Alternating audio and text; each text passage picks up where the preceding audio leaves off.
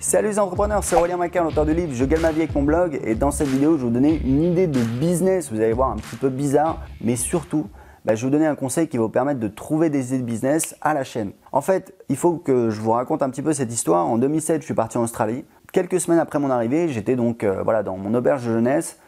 J'étais sur internet et en fait j'ai commencé à parler avec un anglo-saxon en anglais. Je me débrouillais à l'époque, j'arrivais à parler avec lui, qui avait fait un boulot.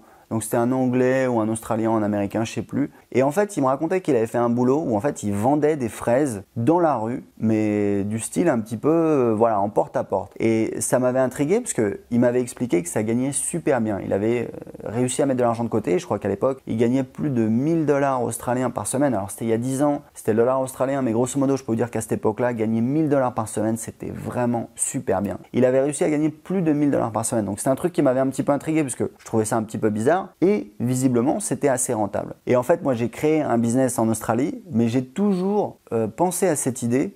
J'ai essayé de chercher les infos et en fait un jour je me suis motivé, j'ai pris ma voiture et je suis allé à l'équivalent de Rungis à Sydney. Donc je sais plus où c'est dans la banlieue de Sydney. Grosso modo c'est là où il y a tous les grossistes en fruits et légumes.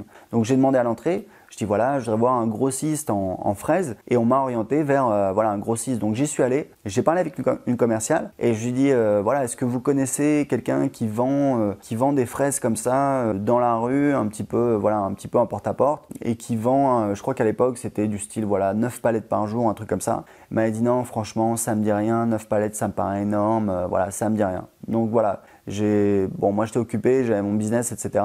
Et en fait, quelques mois plus tard, peu de temps avant que je rentre en France, à cette époque-là, je filais un coup de main à un ami et je travaillais je vendais des miroirs qui faisaient de manière artisanale, qui étaient super beaux. Je faisais ça pour me faire un petit peu d'argent. Je faisais ça les week-ends.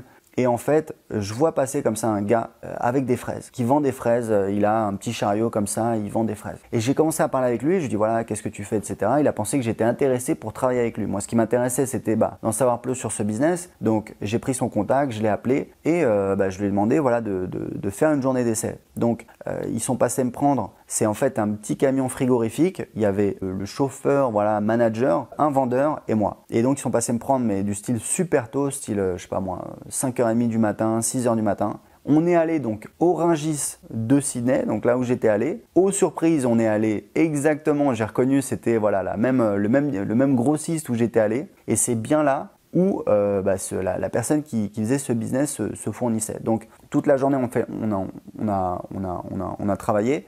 En fait, le principe, c'était d'aller un petit peu partout, d'aller en fait dans le centre-ville, là où il y a un petit peu les rues commerçantes, de sortir, on avait un petit chariot avec plusieurs cagets, je me souviens plus bien, mais grosso modo, c'était ça. Et en fait, on rentrait dans les commerces. Alors, c'était un petit peu surprenant, mais on rentrait dans les commerces, on proposait aux commerçants, si vous voulez, une barquette de fraises, je crois que c'était une barquette 5 $ et 3 barquettes 10 $. Donc, souvent, on vendait 3 barquettes. Et c'était des fraises qui étaient fraîches, c'était un produit qui plaisait. Et c'est un produit qui plaît, c'est avec les fraises, c'est un bon produit. Et en fait, ce qui était marrant, c'est que on essayait de vendre aux commerçants et en général il n'y avait pas de souci, ils le prenaient pas mal. Et grosso modo, on n'insistait pas, mais on faisait en sorte que si les clients qui étaient là, ils étaient intéressés par des fraises, forcément on allait leur vendre. Donc on ne pouvait pas le faire de manière trop un petit peu ostensible, mais on le faisait, c'était un petit peu l'idée. Donc on faisait ça, on vendait dans la rue, c'était comme ça. Et dès qu'on avait terminé de faire la rue, on remontait dans le camion et on allait ailleurs.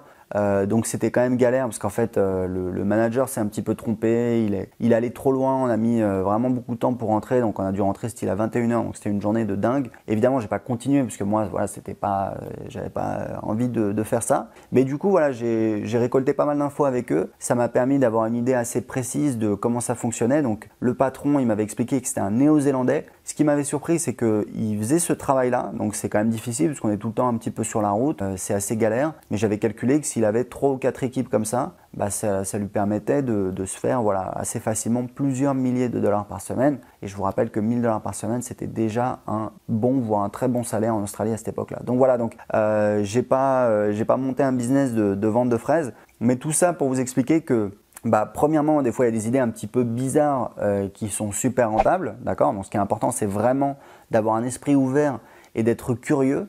Et deuxièmement, voilà, il n'y a pas besoin en fait d'avoir une idée de dingue pour avoir une idée de business. Il n'y a pas besoin d'avoir une idée révolutionnaire. Il suffit en fait de regarder ce qui fonctionne et de faire la même chose. Et ça, c'est un conseil que je donne toujours. Et je peux vous dire un truc.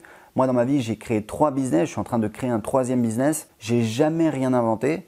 J'ai toujours vu qu'il y avait des gens qui gagnent de l'argent dans une industrie. Et j'ai essayé de faire la même chose à ma sauce, et c'est vraiment ce que je vous conseille si vous voulez créer votre business rapidement, si vous voulez avoir des résultats rapidement, si vous voulez mettre toutes les chances de votre côté. Essayez pas d'avoir une idée révolutionnaire, soyez observateur, regardez là où il y a déjà des gens qui gagnent de l'argent et lancez votre business. Essayez de choisir quelque chose pour lequel vous avez réellement un intérêt, quelque chose qui vous plaît. Je pense que quitte à passer beaucoup de temps, autant que ça vous plaise. Donc choisissez quelque chose que vous aimez, pas seulement pour l'argent, mais surtout pas la peine de réinventer la roue.